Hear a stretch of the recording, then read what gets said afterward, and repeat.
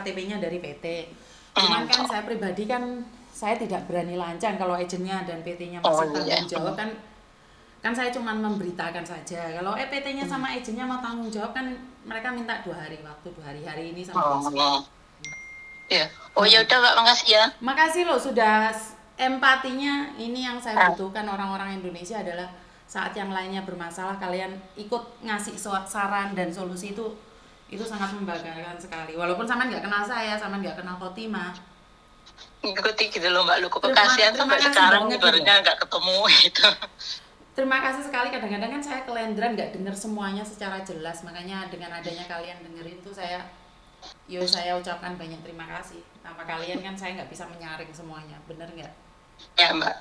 Makasih Mbak. Nggih, matur nembah nuwun. Saya nggak tahu harus ngomong apa lagi. Yang saya tahu adalah syukur alhamdulillah ternyata dengan kasusnya Khotimah itu banyak orang-orang yang simpati dan punya rasa empati yang sangat besar sekali ya, dimana kalian memberikan saran untuk saya, menyarankan saya untuk lebih berhati-hati, jangan-jangan ntar PT-nya main licik, main apa, itu bagi saya adalah masukan yang sangat bagus sekali, dimana saya tidak, kadang-kadang kan saya lupa diri tuh Mbak, namanya orang kan over, atau kadang-kadang kita tidak tahu apa yang terjadi terus kita ngomongnya gelandrung. Jadi dengan adanya kalian mengingatkan saya, Miss Yuni, itu Khotimah pernah nyebutin nomor KTP-nya enggak? No? Jadi ini adalah nilai apa ya? Yang sangat saya salut, dimana nilai ini adalah untuk memberikan saya masukan yang terbaik, bahwa banyak orang sedang memperhatikan saya, banyak orang yang sedang mencari informasi yang terbaik. Itu adalah masukan yang sangat hebat sekali bagi saya. Anda adalah orang-orang yang menjadi apa ya? Yang menganalisa saya, itu saya sangat senang sekali, dimana dari kejadiannya Khotimah ini kita banyak belajar bahwa rasa empati orang-orang Indonesia itu sangat besar sekali, dan saya ingin bilang bahwa saya sangat senang, saya sangat bangga, saya sangat berterima kasih dengan adanya kalian memberikan motivasi yang lebih pada saya, mengingatkan saya. Itu masukan yang sangat dahsyat, dan saya minta maaf tidak bisa saya kontrol, tidak semua bisa saya kendalikan, dan tidak semua telepon masuk bisa saya dapatkan atau saya menjawabnya, dan saya itu tidak menyarankan kalian SMS saya. Jadi kalian boleh SMS saya itu seperti data-data kalian. Jadi saat saya bisa ngangkat telepon kalian, saya cuma double confirm aja dan saya akan bisa ngecek. Jadi kalau kalian mempertanyakan sesuatu dengan SMS, kebanyakan saya tidak bisa membalasnya karena ngangkat telepon aja kualan, apalagi membaca SMS dan ngetik satu persatu. Jadi saya ucapkan banyak-banyak terima kasih sekali buat mbak-mbaknya yang di luar sana yang sudah memberikan kekuatan lebih pada saya, yang memberikan masukan, yang memberikan saran, yang memberikan motivasi. Bagi saya adalah hidup saya ini sangat berguna saat saya bisa dimanfaatkan. Hidup saya ini sangat berguna saat saya bisa dipakai ide-ide saya. Yang paling penting dalam hidup adalah kesabaran penuh, mawas diri, dan berhati-hati. Mungkin akhir-akhir ini tidak banyak orang yang menyarankan kita untuk menjaga hati. Banyak akhir-akhir ini kita terlalu cepat panas. Akhir-akhir ini kita diberikan konten-konten yang langsung negative thinking saja bawaannya. Dan kadang-kadang banyak orang yang coba-coba merusak hati. Itu banyak sekali konten-konten yang saya rasa pribadi ya, itu kayak coba-coba gitu loh. Kayak coba-coba menyakitin, coba-coba melukai, dan sungguh saya tidak sarankan semua itu. Saya hanya ingin mencoba yang terbaik, dan saya mencoba yang terbaik atas apa yang ada. Jadi sehari-hari akhir-akhir ini kan kita banyak yang apa ya Pak ya, mencoba apa, membuat hati kita itu keras, mencoba membuat hati kita itu egoisnya lebih kita utamakan dibandingkan dengan pribadi kita. Kita akhir-akhir ini dipacu oleh konten-konten yang membawa kita itu terbawa emosi.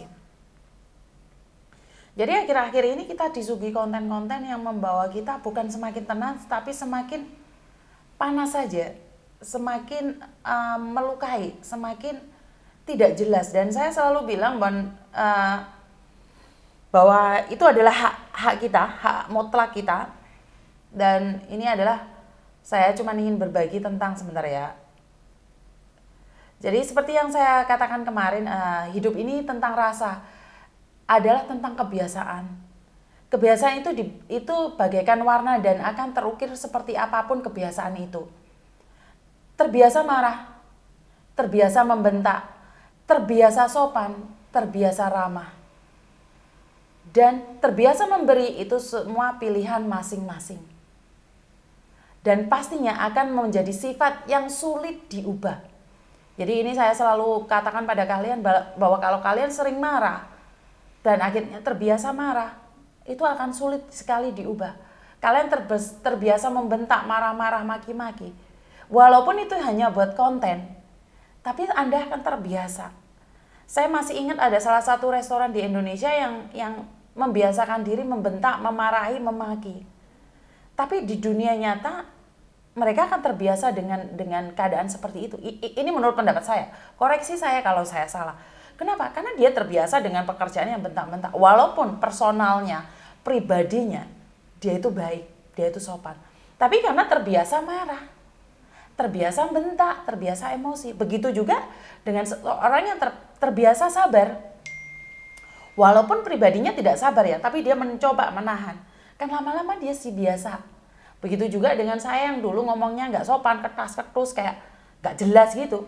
Karena saya sekarang terbiasa untuk mengurangi ketus saya, maka sekarang saya sudah terbiasa dengan keadaan saya. Benar nggak? Dan begitu juga dengan kalian. Jadi ini satu hal tentang kebiasaan ya. Jadi terbiasa memberikan itu semua pilihan masing-masing dan pastinya akan menjadi sifat yang sulit diubah karena sudah terbiasa. Pada dasarnya kita tahu hasil dan resiko dari apapun. Tindakan itu saat kita marah, saat kita tegas, itu bukanlah sebuah kesalahan. Karena kita pasti punya alasan. Walaupun hanya melindungi diri sendiri. Ini kita biasa marah karena kita terbiasa untuk ingin melindungi diri sendiri, tapi bukan dengan marah dong. Bener nggak? Bukan dengan cara membentak atau miso-miso kan? Bener nggak?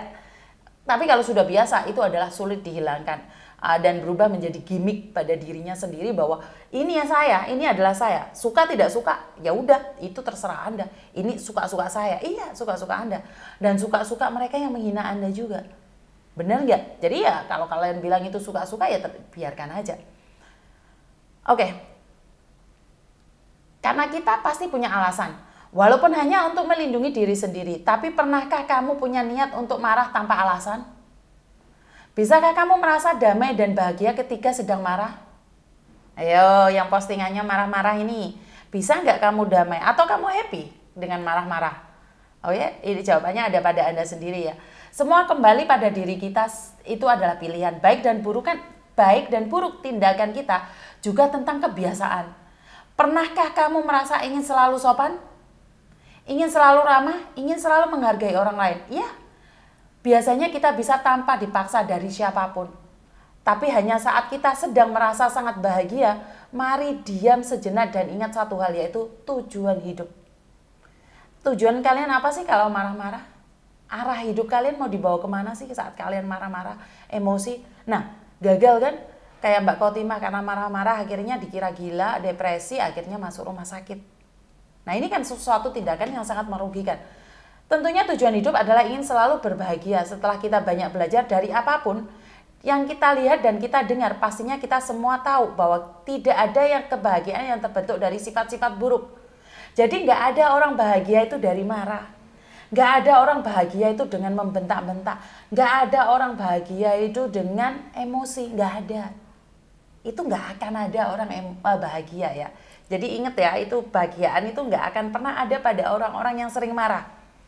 Walaupun marahnya palsu, walaupun marahnya ngeprank, tetap tidak ada kebahagiaan.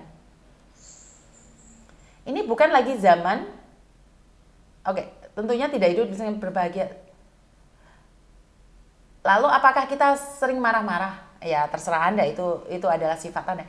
Ini bukan lagi zaman agar ditakutin untuk menang. Iya, kalau zaman dulu, zaman 10 tahun yang lalu, 15 tahun yang lalu itu saya seorang pemarah untuk ditakutin.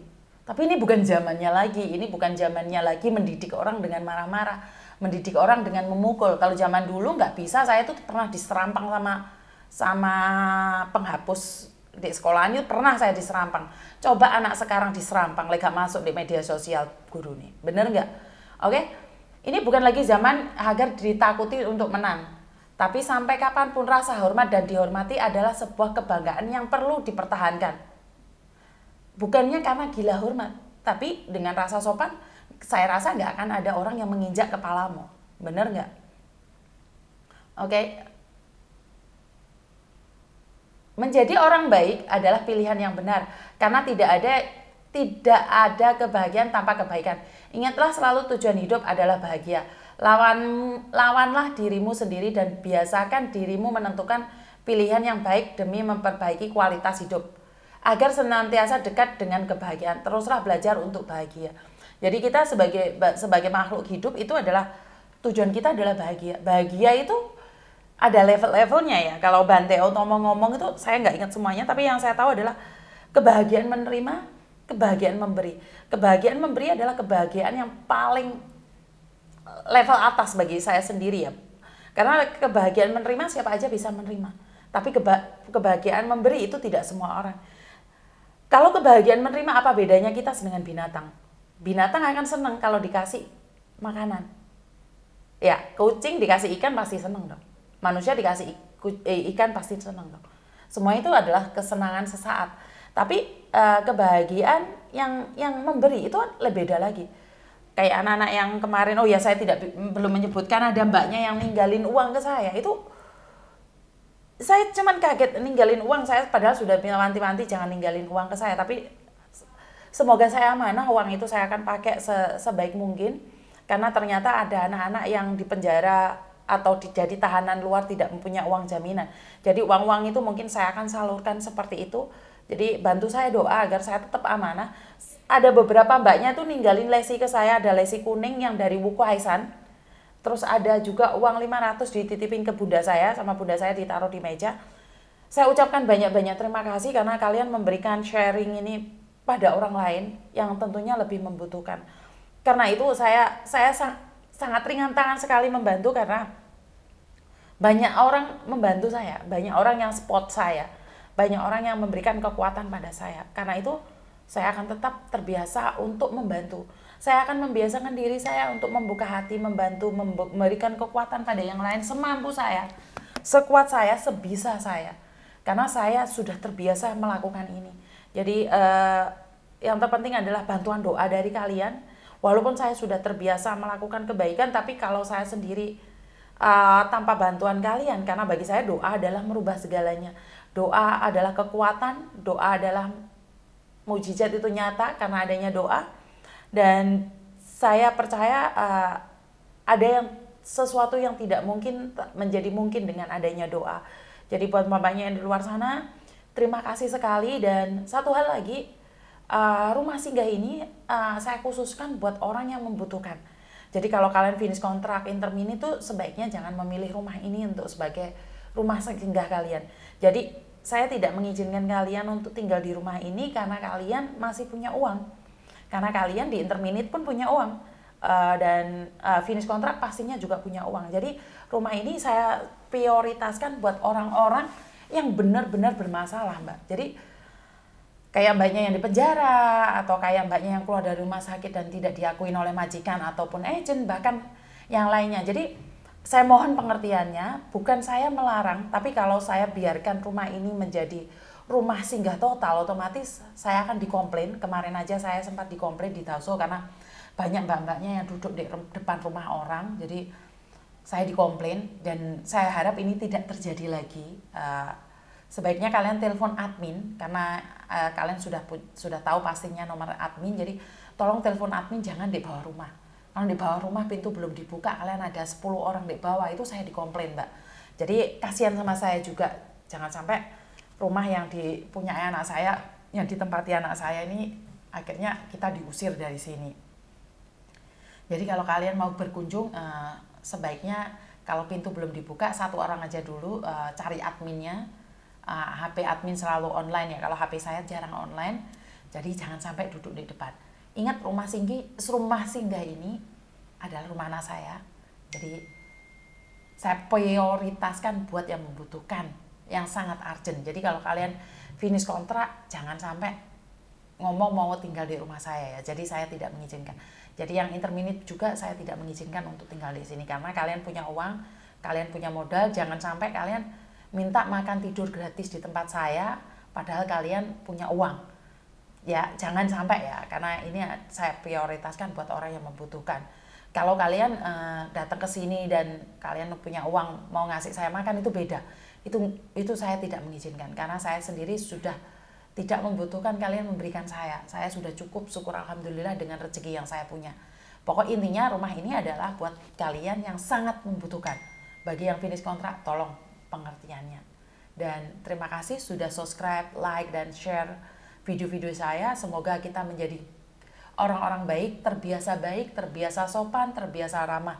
Dan hidup adalah pilihan. Saat kamu memilih untuk marah karena ingin bangga, saat kamu ingin membentak karena rasa ingin dihargai, jadi itu adalah pilihan. Tapi saya memilih untuk tetap menjadi diri saya, menjadi lebih baik lagi dan lebih baik lagi. Kurang lebihnya saya minta maaf dan wassalamualaikum warahmatullahi wabarakatuh. Berkat Tuhan mengalir atas hidup kita semua. Semoga semua makhluk hidup bahagia dan terima kasih. Bye-bye.